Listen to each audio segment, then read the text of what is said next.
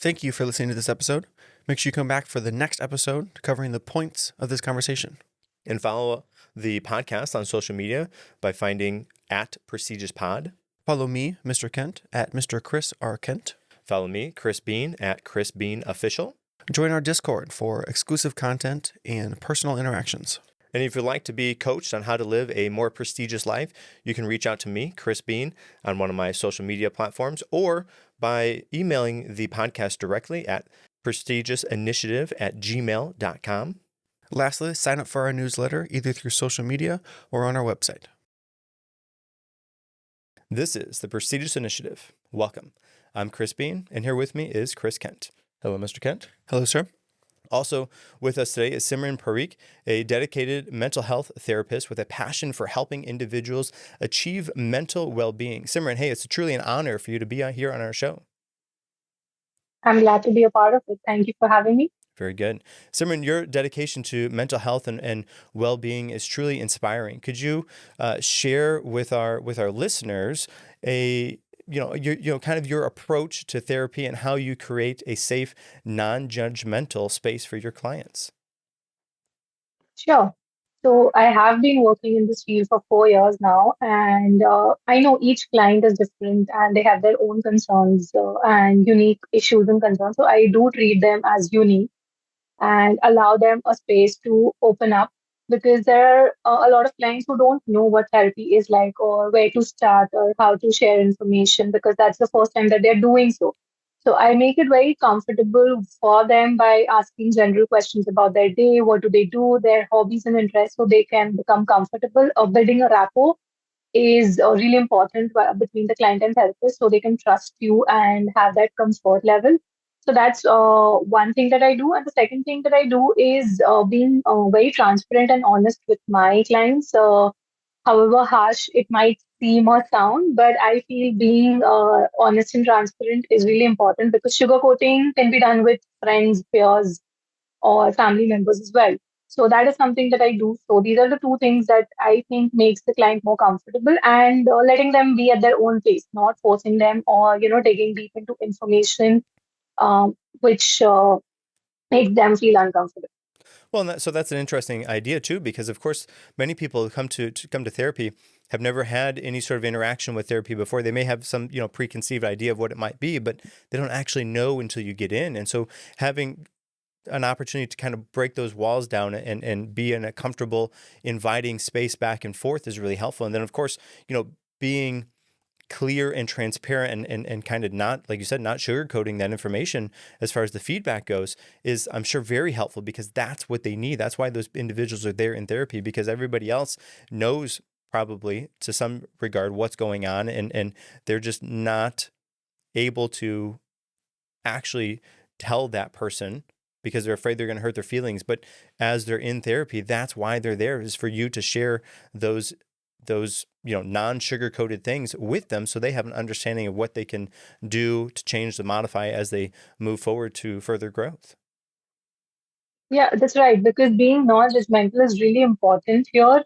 For example, let's take male mental health, which is not much spoken about because people tend to think that females can express their emotions and express their thoughts more openly as compared to males.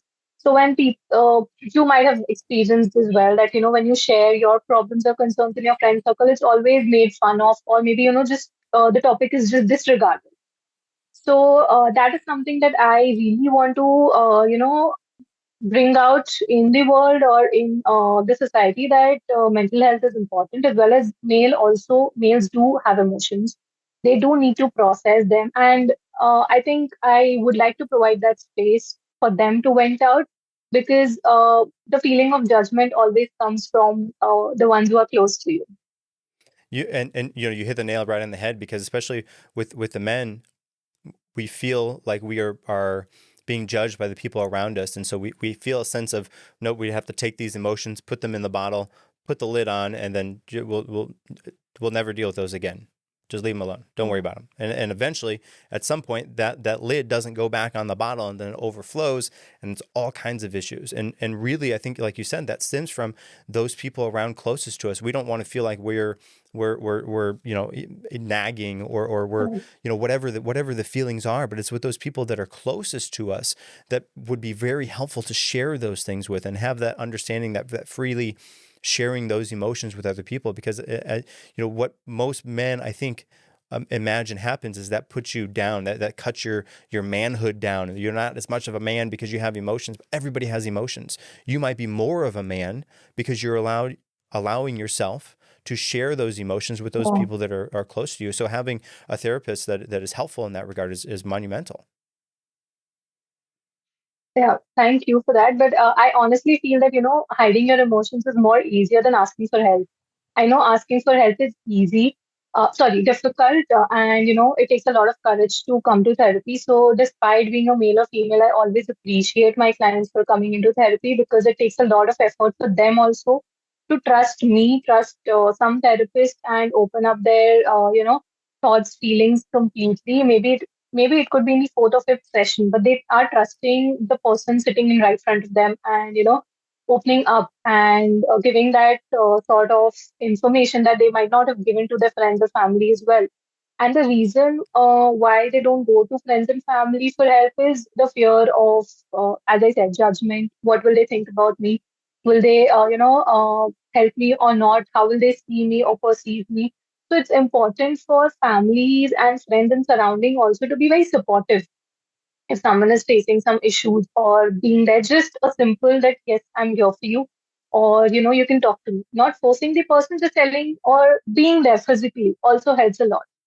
Right. And again, you're right on, of course, because oftentimes taking that first step to, say, I'm going to go see a therapist, and then finding that person and then actually showing up, that is a huge thing for people. And if they're at the point where they're capable of doing that, then, as far as accepting the therapy, the process that's involved in that, I think that puts them right in the shoes that they need to be in, so the process can work for them.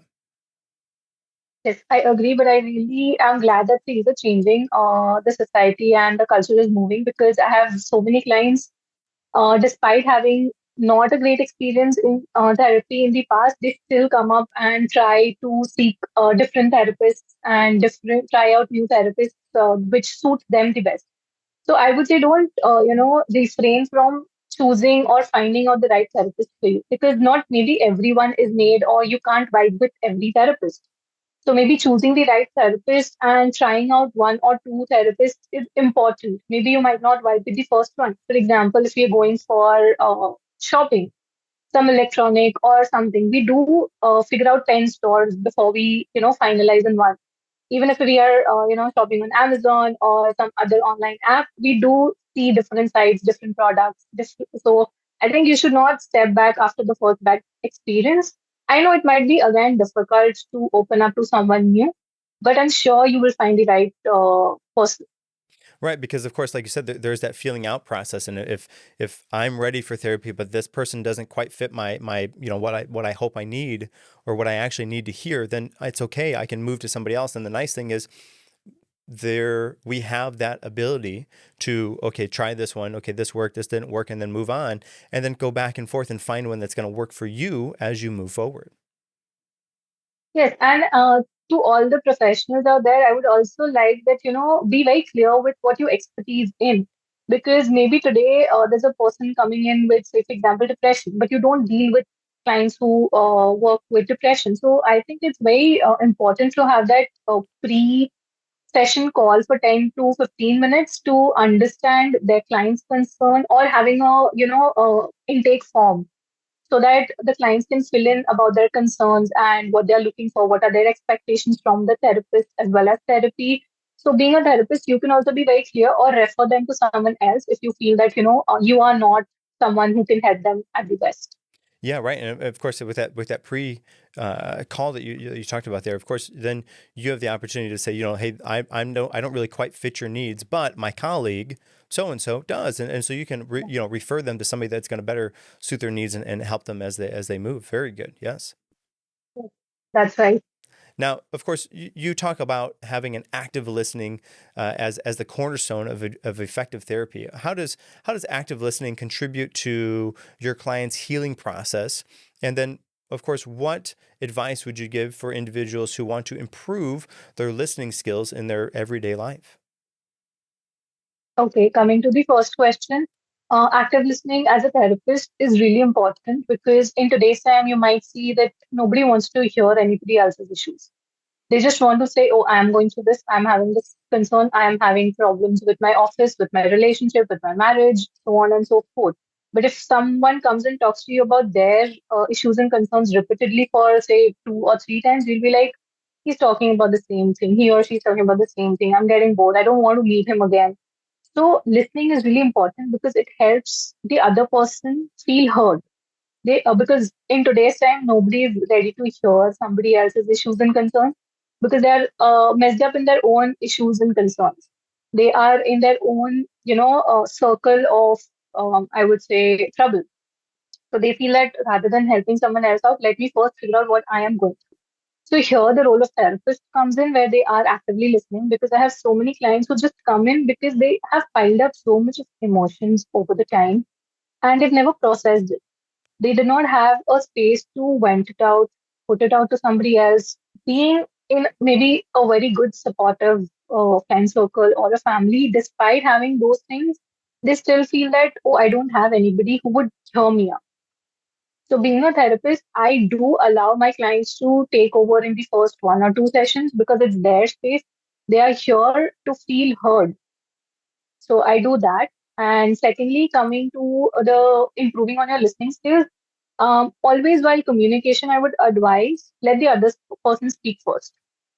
That will cut down on misunderstandings, cut down on your presumptions that you had. Even it could work in a relationship, in a fight. So want to resolve a conflict. Just ask, okay, let's discuss this. Would you be available at so and so date and time? And I would like to discuss about our recent fight. And then go ahead, have the conversation, ask the other person, what is your perspective? What made you feel uncomfortable or feel bad about our last uh, fight? So when the other person describes the entire situation, you get to know his perspective, his or her perspective. You get to know, okay, why that person reacted or behaved or acted in a certain way. And secondly, it is also important because it clears the questions in your mind also. On the other hand, if you try and speak first, it's going to lead to fights because you have a lot of frustration, a lot of anger, a lot of questions, and you charge on the other person. And then the other person doesn't feel accountable that I don't want to answer in this tone or in this manner. Okay, yeah. So, all So right. I feel, No, go ahead. Go ahead. I'm sorry. So just one thing, I feel that, there's a myth going around that, just resolve your fights before going to bed. Doesn't work every time because it's not necessary that both of you are on in the same space of mind or in the right headspace to resolve it as soon as possible. One might need 3 to 5 days or even more to get into the right space of mind, be relaxed, and then come back to that conversation. So understand each other's headspace and then go ahead with Yeah, very good perspective. And I was going to say that as you're meeting with the clients, I would imagine there's a certain portion of the dialogue that happens, it's probably on their side, that is the same. And I would imagine again that on your side, you are listening to this information and trying to get maybe what is the root cause of this. And as it. they're talking through it, they're able to think through these things in their mind, and they're looking at surface level initially, and as they continue, they're diving down further and deeper into what the actual root of the issue is. And I would imagine, based on the questions that you're asking or how you're providing your feedback, that allows them to get further deeper into what the actual cause of these daily kind of repetitious over and over type of things are. Yes, what exactly happens is, as you correctly mentioned, that it is over time. So people tend to forget that they just see, oh, recently I had this concern. But while they come in therapy, when I dig deeper into their past, like for example, if someone is coming in with a relationship issue, they feel that recently in the past, maybe 3 or 4 months, there have been communication issues. I start digging in from the point. When did you meet? How did you guys meet? How did you start dating? How was that phase? Then that gives more perspective to the client as well, that, initially things were like this. Over time, this triggered the situation. Maybe something went wrong. So, digging deeper always helps, because for me also to understand what is the root cause of the concern, as well as for the client also to gain insight that it is not a problem of yesterday or day before or the last fight. It is over the years. Many a times there are patterns from childhood also, which the client is unable to discover by its own. So, gaining perspective by questioning or digging deeper helps both of us. Well, and I have to say that your approach of allowing the other person to speak first is wildly helpful, because what that does is that allows them to kind of almost set the tone of the conversation. You don't come into it with whatever feelings of frustration or anger or whatever you had going on. They get to set the stage for that, and then you get to hear their side, their perspective, which is very helpful, because that's where oftentimes that's where the disagreement happens, is it's this perspective versus this perspective, and those two perspectives don't always match up. And because of that, having the other person share their perspective, what happened in your words, how can I be better, you tell me, and letting them start that conversation really helps, because then I get to see their perspective of it, and then we can come at it with a little bit better clarity as we move forward in that conversation. 100%. It's about, I always mention to my clients or otherwise also, that it's mainly about perspective. It is not about the situation, because there's nothing right or wrong. There's nothing small, big, stupid, or silly, or, something like that. I do not define things or situations being right or wrong, because there's always a middle, there's always a gray. It's not always black and white. So it's most about perspective. Today, maybe if we both are in the same situation, you might have a different perspective to come out of that situation. I might have a different perspective. That doesn't mean either of us are right or wrong. It's just that for that particular situation, what I felt was ideal, I went ahead with. And then circling around what you mentioned is allowing the other person to speak. It also helps us to understand as therapists, like, what the client is comfortable sharing, because there are 10,000 things running in their mind. If we start structuring our questions like, you know a format, we'll just ask this, it will feel like more like an interrogation rather than a therapy session. So I just allow them. I mention that, there's no need for any structure. If you feel like talking about your childhood, then suddenly move to relationship, then again job, you can, we can talk about 10 things. But while working on stuff, we need to, of course, come down to set goals and work on one thing at a time. Yes. As far as your therapy goes, you specialize in evidence-based modalities, things like CBD, DPT, and mindfulness-based interventions. Could you give me just a brief rundown of what those are, and then again how those help your clients, with anxiety, depression, trauma, all of those things? I usually use an eclectic approach from different modules. I use different techniques which works best for the clients. So there might be two clients coming in with stress at the same time, but the reasons for both of their stress or the triggers might be different. So understanding the triggers, going to what is triggering each client is different. So working on that. And CBT is mainly related to your, as it states, cognitive behavior therapy. It's about behaviors and thoughts. And it's a therapy that I use, techniques that I use the most, because what I believe in that, as I mentioned earlier, it's about perspective. What we think leads to what we feel, leads to how we act or react, or our behaviors. So if we work on our thoughts, if we can modify our thoughts, and I generally don't use the word change because it's a strong word. And I believe that we can't, or we do not have the ability to change anybody, but we can definitely help them modify their thoughts, behaviors, and actions. So that's about CBT, which works well because, and it takes a lot of time and patience, because our thoughts have not developed yesterday. They have been developing over the years. Like our personality starts developing right from childhood or teenage. So similarly, the thought pattern that we develop depends on the environment that we brought up in, the circle that we have in school, and a lot of other factors also get included in it. So to modify it also takes a little bit of time and patience from the client. And coming to mindfulness, I feel that's a therapy that works right now, because most of us are either living in the past or the future valley. So being in the present and helping them out to focus on the here and now today really helps, because where does the stress or anxiety come from? It comes from either, oh, I failed last time, so I'm sure I'll be failing this time also. So it's past or future. So telling them that the chances of your failing or passing are 50-50. So why not focus on what can I do to increase the chances of me clearing the exam, which is focus on the now, which is study. Well, okay, so that's really interesting because you talked about, cognitive based therapy and mindfulness, and those two things I think are kind of linked, at least in my perspective, because my understanding is essentially we think 92% of the thoughts that we thought yesterday and the day before and the day before, and only 8%, 9% is different today than what was yesterday.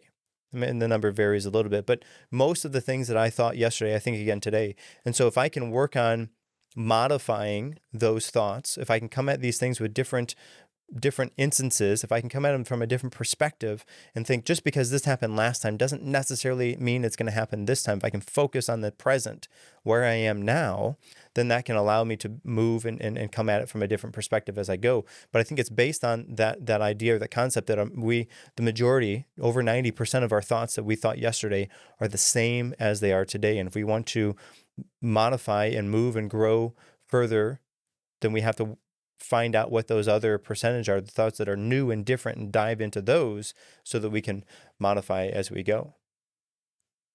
Yes, and you're completely right. Both are interlinked because we do have a therapy called MBCT, which is mindfulness based cognitive therapy. So where both we club mindfulness techniques as well as behavior therapy techniques and work on it. So, of course, focusing on today is really important. And, thoughts that we think about yesterday come in today, they will only stop or reduce coming in our, mind if we start focusing on why am I thinking? Is this really important in the present moment? Is it really needed right now? So question yourself. Rational thinking helps really. I'm not saying that invalidate your thoughts and feelings. I always mention that your thoughts and feelings are always validated, because that's something that's coming from the inner you. So nobody's questioning that. I don't question their thoughts. Why do you feel so? Or how can you feel so? Why and how questions are a big no in therapy. Rather, what makes you feel so? What makes you think so? So that validates their feeling. At the same time, I can get the reasoning behind the feeling or the thought. And at the same time, I can modify their thoughts, giving them a new perspective or trying them to understand with the question, what if a friend comes to you with the same situation? What would you suggest them to do? Or if, you go and ask a friend about the same thought, that do you feel that I am not looking great today? Do they have the same answer as what you have in your mind? So that helps them clarify, gain clarity on maybe it's them who are thinking too much about it. Well, again, that kind of goes back to your point about allowing them to kind of speak first, and then you can come at it from that kind of perspective as well. So you're already starting to use those things that we've already talked about today. Yes, that's right. Yeah. Now, you also empower your clients to develop effective coping strategies and build resilience, and of course, that's a crucial aspect of therapy. And I guess my question is, how do you guide your clients in discovering their strengths and utilizing them to overcome their challenges? Mainly what I use is different worksheets for different types of concerns. The most worked one is positive affirmations, recalling your achievements from the past when you feel low, that I am unable, like when the self confidence goes down or self esteem, you start to question yourself. Recall what you've achieved up till now. If you've come so far, definitely you can motivate yourself to go ahead. Start at small things, start appreciating yourself. Don't seek validation from outside, because if you don't believe in yourself, nobody will.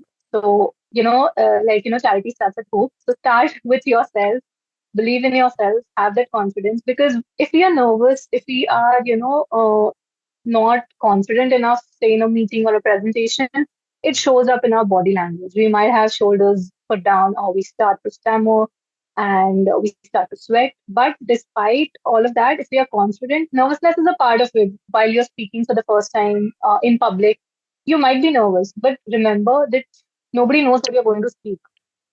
Nobody knows what's going in your head. It's only you. So be confident in what you're speaking. Be confident in how much you know. Even if you forget, nobody knows what your speech entirely contained of. So it's okay. Believe in yourself and go ahead. All right. Now, so all right, let's let me break this down a little bit. I thought that was really really impactful as far as having a list of past achievements that you have, and then looking on those on the times that you feel that you need that type of encouragement. Wildly helpful. Done that before. Very good. And as far as affirmations go, I have a question for those. For affirmations, how do you? Let's see.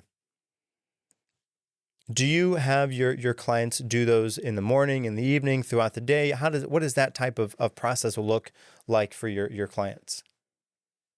Initially, I do give them a few suggestions what positive affirmations look like, I'm doing well, if it's career related or if it's body image related, which is very common nowadays as well.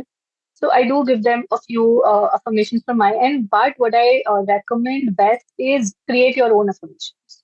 Google will also not help you with that.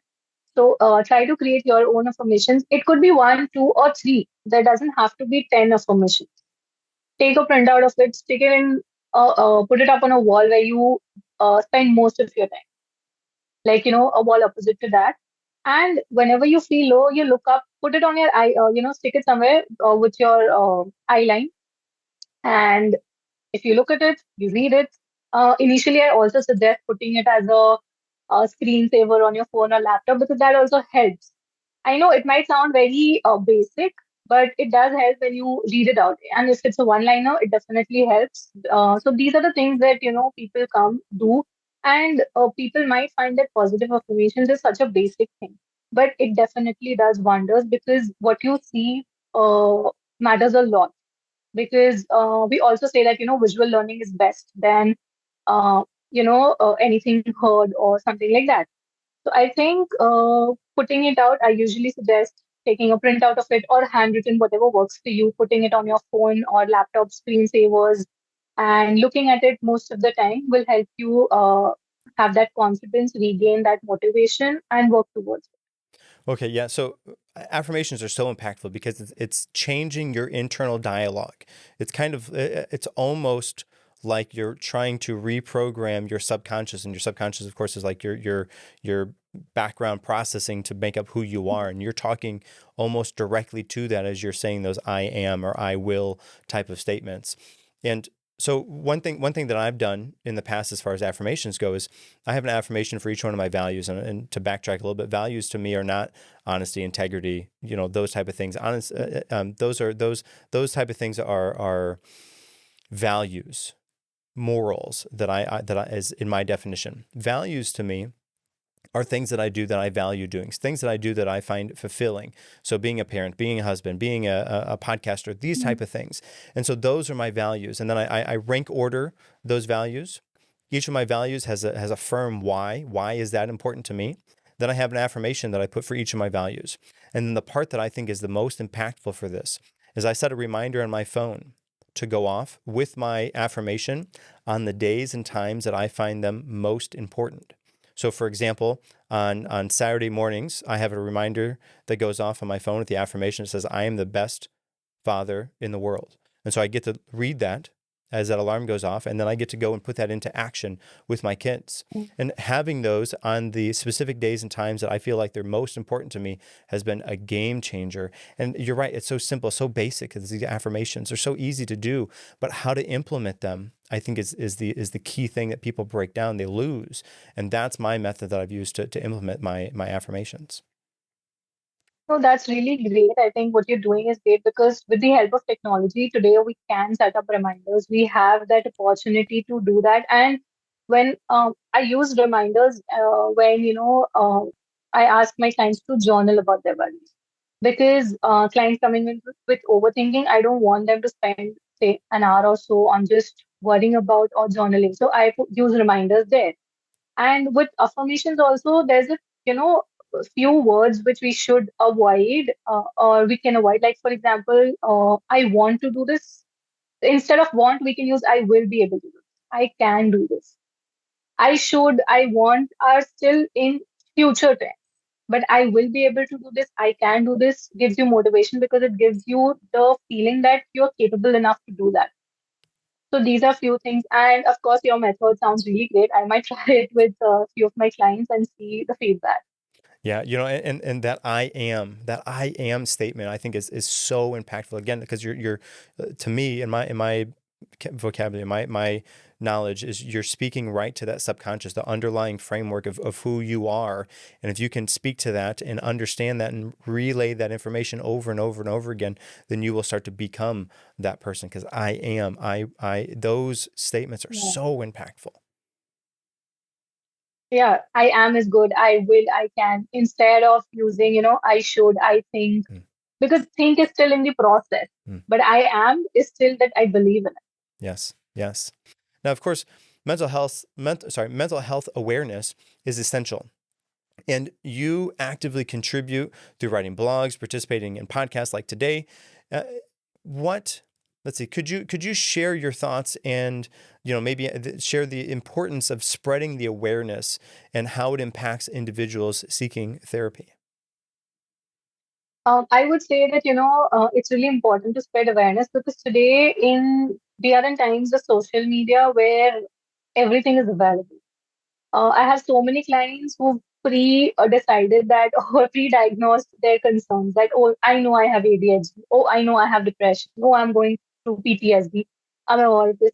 So, see, researching is not bad, but I would say everything on the engine is not right, is not correct 100%.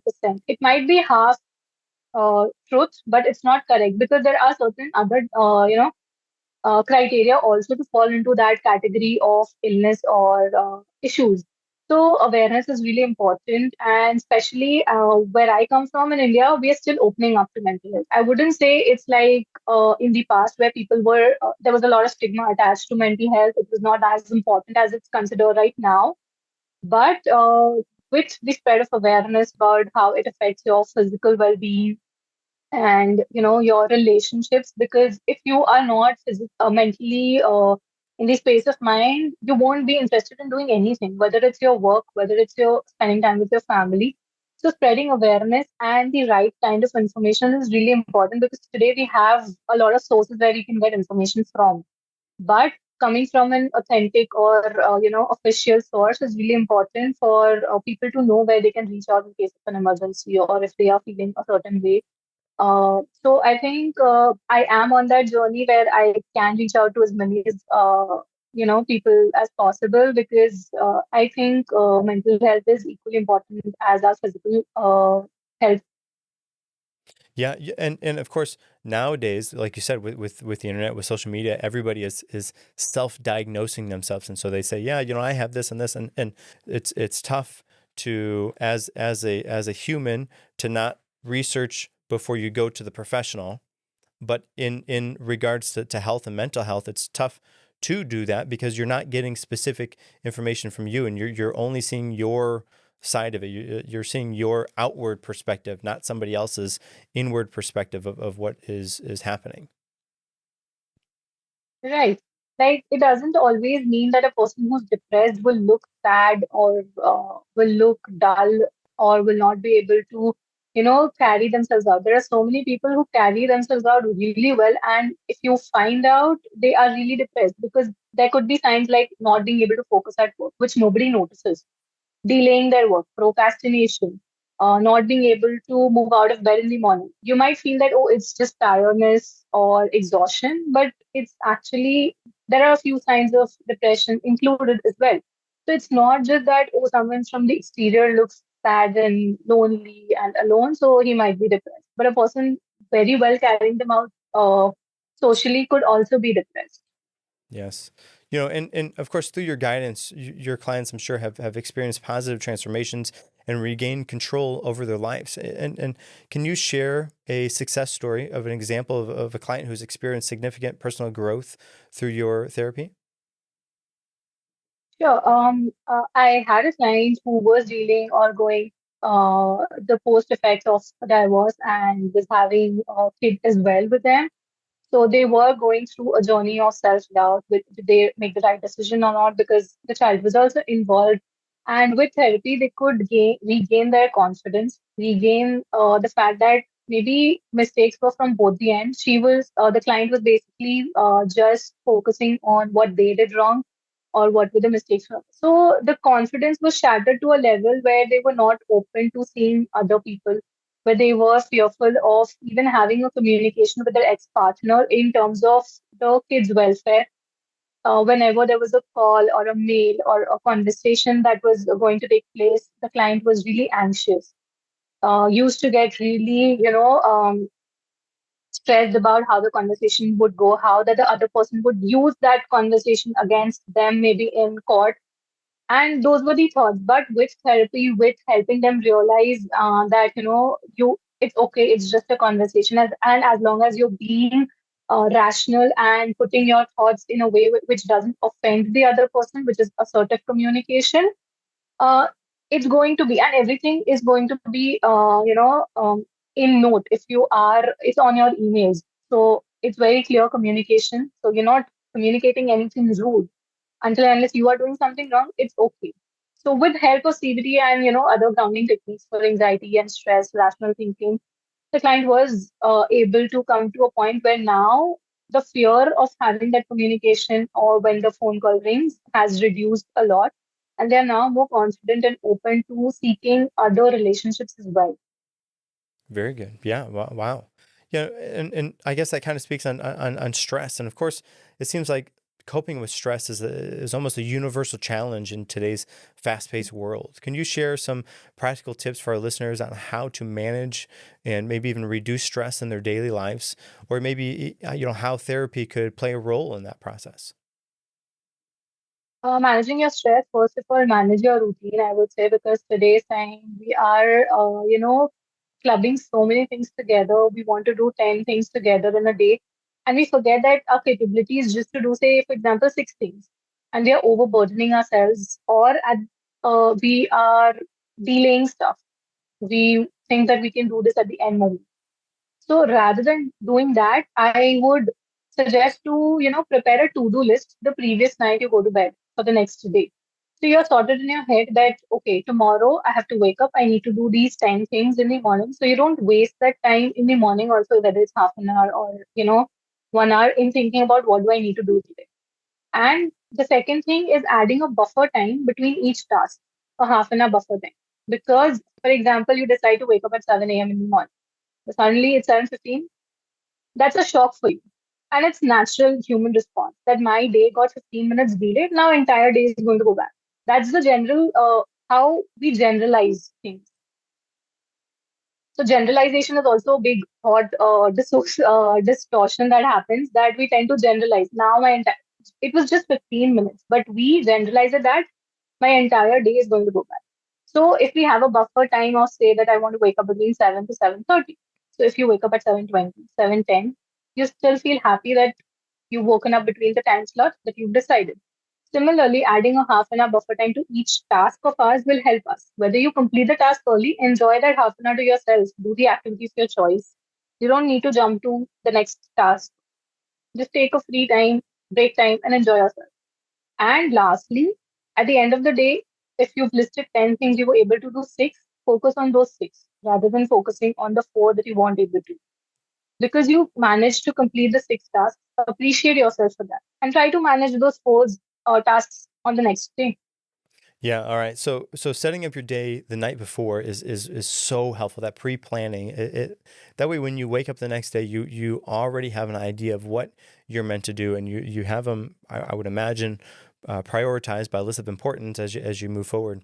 But as that goes, allowing that extra half hour time block in there is wildly helpful, because we as humans find it very difficult to establish how long a certain activity is going to take.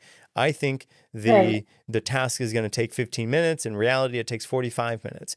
And because of that extra time buffer in there, I have that time allowance in my day as I move forward. But on top of that, if you are structuring your day with setting up your tasks, you're scheduling them essentially, because you're putting that time-based component to it. then you're not going to overwhelm your day. So then the opportunity of having, 700 things, that's obviously a wild number, but having 700 things on your to-do list is not ever going to happen, because you can't schedule that many things in a day, especially having that half-hour time block as a buffer in between each of those. So you schedule your day appropriately, you prioritize the most important tasks, and you give each of them the allotted time that they deserve to get done. You think, okay, this is going to be a 15-minute task.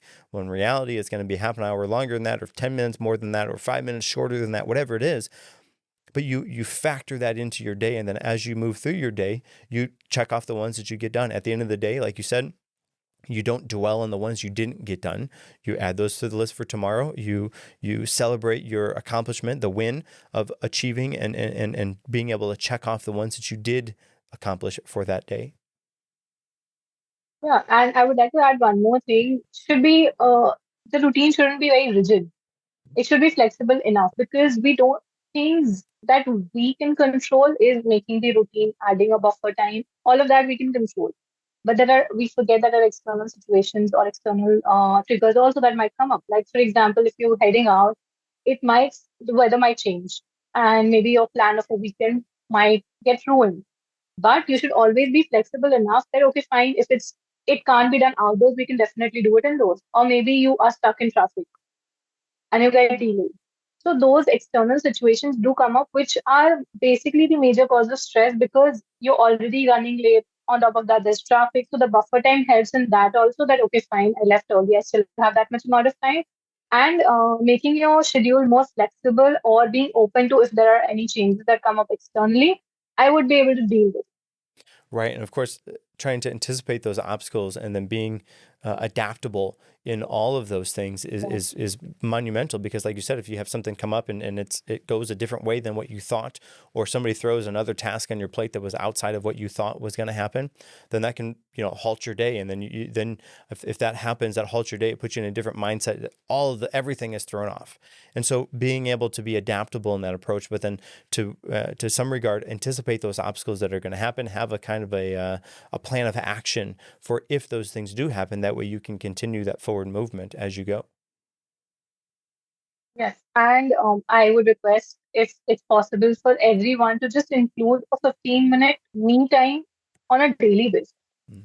Now, those 15 minutes are up to you, whether you sit and self-introspect about the day, whether you want to just lie down, have a nap, whether you want to listen to some music, go on for a walk, eat your favorite dessert. That 15 minutes are yours. But spend those 15 minutes with yourself. I'm not asking for a half an hour, 1 hour thing, just 15 minutes each day, because it will make you feel who you are. Because today, when I ask my clients, okay, if I, remove that you are the daughter or son of so and so, your friend of so and so, you work at certain company at a certain designation. If I remove all of this, who are you? And that's the most difficult question that they are unable to answer, because we've associated our self worth, our value to our job, career, or the relationship that we are in. We forget who we are. So I think giving that 15 minutes me time will help you rediscover who you were and what your interests and hobbies were apart from your career and professional life. Now, is there a best time of day for that 15-minute me time, or does it just kind of depend on the person? Ideally, it should be in the late evening towards the night, because you have that much, you can relax, you have the time to do so. Because in the morning we're in the rush, either for, if we are college going students, so we are in a rush. If we are working professionals, we are in a rush. So at the end of the day, we still have time after dinner maybe to relax and give that time to ourselves. So maybe after dinner and much before sleep, because we don't want ourselves to be overthinking. Right. And of course, then if you have it at the end of the day, then that gives you mentally something to think forward to. I get to have that me Yeah. time at the end of the day, which is very helpful. Yeah. Now, of course, healthy relationships are essential for mental well-being. How does therapy help individuals improve their communication skills and build better relationships, whether it's with their family, their friends, their partners, or whatever? I think you're bang on. Today, most of my clients are coming in with relationship issues, whether it's professional, personal, family, friends, because the most, important thing is communication. Whether you feel that, it's basic again, or it's something that everyone is talking about, but it's really important the way you communicate with each other. Because when you're unable to talk about your thoughts, what you feel, or how you perceive, or how you're feeling, that adds on to the barrier. For example, if we take a relationship between a parent and a child, if the child is unable to communicate that okay, his or her career choices are different from what their parents are expecting, the child might go ahead and take these other options the parents want under pressure, because the feeling that will my parents understand me, if they were under strict parenting or they've never got that space or opportunity to open up or speak their opinions, it becomes difficult for the child also to say that I want a different career, because they don't know how their parents would react. So, right from childhood, I would say there should be an open communication, give the child the space, give them to express their emotions and thoughts, because the child has his or her own experiences. You might have more experience in life, but the child needs to explore on his, the child needs to explore by himself or herself, because the situations that the child face are different. They learn, they imitate. So the second thing, that never fight in front of your children, or because they can imitate your behavior. So be very careful about what you are doing in front of your child. Second, then if we come to relationships or friendships, there's always a question of fitting in. Do I fit in? Do I need to do this to fit in? The peer pressure. Again, I would say be yourself, because that will attract people. Authenticity is something that you will also be happy with, because if you continue being someone else for a long period of time, you lose yourself, A, and B, you will be uncomfortable after, say, 6 months. You will feel like, what am I doing? You will go into a self doubt. So be yourself, it's okay, and communicate whatever is there. Because if you don't communicate, keeps on piling up. If you say that, okay, let it go. It's a small thing. Let it go. 10 small things make the 11th thing bigger. And then the person opposite to you doesn't understand why did he or she react on such a small thing. Well, and communication is such a key part of that. And with the communication, especially in the parent and child relationship, as the parent, we need to guide our children on a certain path, on a better path, hopefully. But what we cannot do is force them on the path and force them or pull them away from who they are as a person. We have to foster that person that is there, but help to also guide them on a path that is in line with something, moving forward. And I think that type of dichotomy is lost on most parents, because they're forcing the child to be somebody else and not be themselves. Mhm. And that lack of communication is probably the crux of that issue. Yes, and the other thing I would like to add on here is comparison. Parents tend to, knowingly, unknowingly, consciously, unconsciously, tend to compare their child with somebody else's. Like, oh, he or she's such great at a certain activity. You should also join that. You should also be a part of baseball, or, some other sport. You should also try swimming. But the child is not interested. Understand your child's interests and hobbies, and accordingly do that, because he won't excel in something else which somebody else is excelling at, because maybe his traits, qualities are different. He or she might be capable of doing something else. And not just comparing with other kids, there have been so many cases where two siblings are being compared. One might be academically really great, the other might be not that good. But you should appreciate for the effort that the other person is putting into learning, trying to work hard. Not everybody excels academically. So that, and secondly, communicating in terms of, leaving the choice of deciding on them. Decision making should always be on the child. You can give them options, hey, if you want to make a career in so and so field, here are the options. Option A, B, and C, discuss the pros and cons, discuss how it will affect their career, future, all of it, and leave it up to them. And of course, leave the scope of further discussion also open, that if you're confused, please come up to us. We will help you out. But we want you to take the decision of your choice. What happens here is the child is confident and can take his or her own decisions. And later, if it doesn't turn out to be good, he won't be blaming you. He won't be feeling regret that I did this because my parents, asked me to do so. They will come out of it much stronger because they know they had decided this for themselves. Well, not only that, but if you are making the decisions for your child, then you are taking away, you're robbing them from being able to do that for themselves. And then to furthermore, further down that road, if they are making decisions for themselves, then they get to either reap the rewards of that decision or see how that decision led to whatever consequences came thereafter. And hopefully, as a parent, we can maybe guide those consequences to not be as harsh as they would otherwise be. But I think that ultimately, like you said, that we need to empower them to learn to make decisions so that later on, as an adult, the parent isn't continuing to make those decisions for the kid because they didn't learn how to do that from the get-go. Yeah, because and further, if that happens, they become indecisive. They always become dependent on the other person to decide for them. And um, you won't believe it could be as simple as deciding for what to order in a restaurant because they are not confident about they'll be doing or making the right choice or not. So at that stage, maybe parents don't understand or don't have the vision how it might affect, but it comes up in as simple as deciding for the food that you want to eat. You always feel like, I don't know, I can't make the right choice. You decide for me, and I'll be okay with it.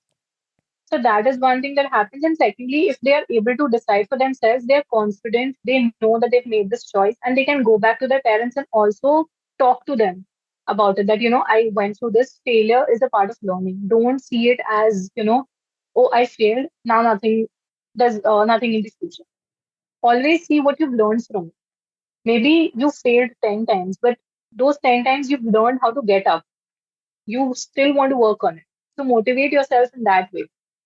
Yes, agreed, agreed. Now, self care and mindfulness are buzzwords these days, and we've talked a little bit about this. But I'm wondering, can you help us give us some tactics, some routines maybe about how individuals could incorporate self-care or mindfulness practices into their daily routines?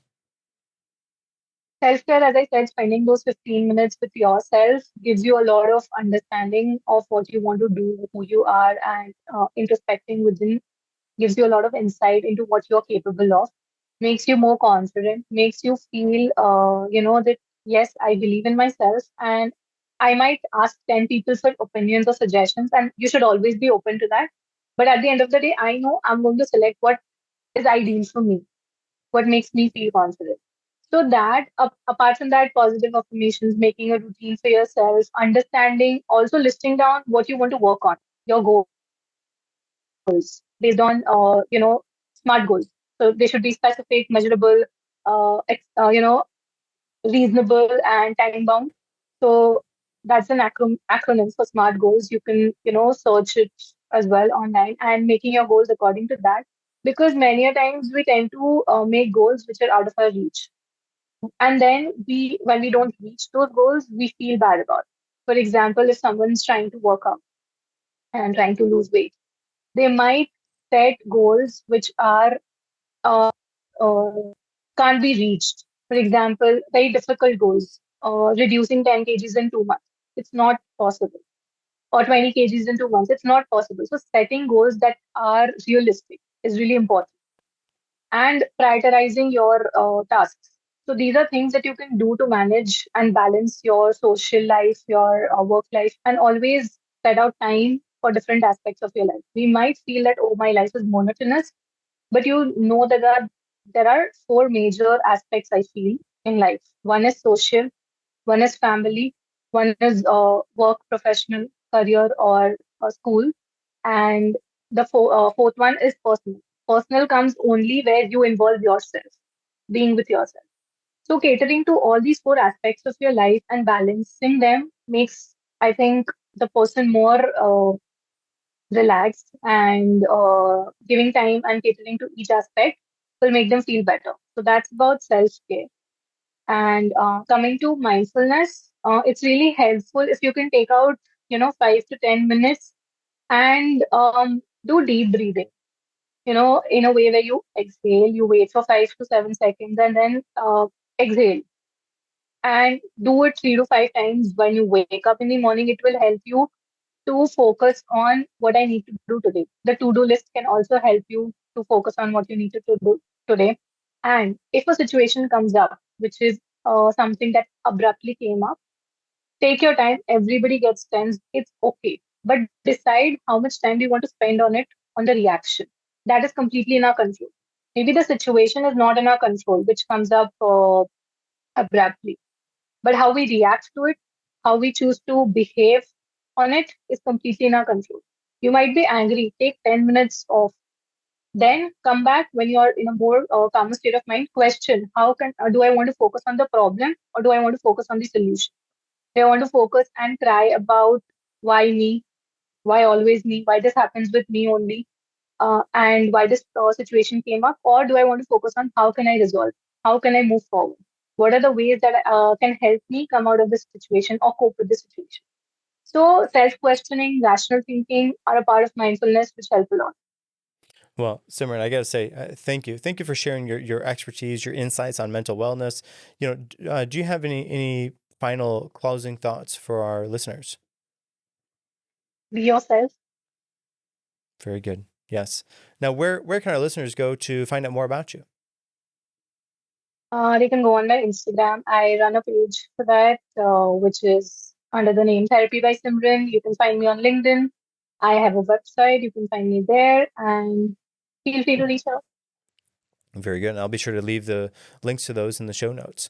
To our listeners, remember that finding peace within is a journey worth taking. If you're seeking support, don't hesitate to reach out. This is the Prestigious Initiative signing off from another impactful episode. Until next time, take care and prioritize your well being.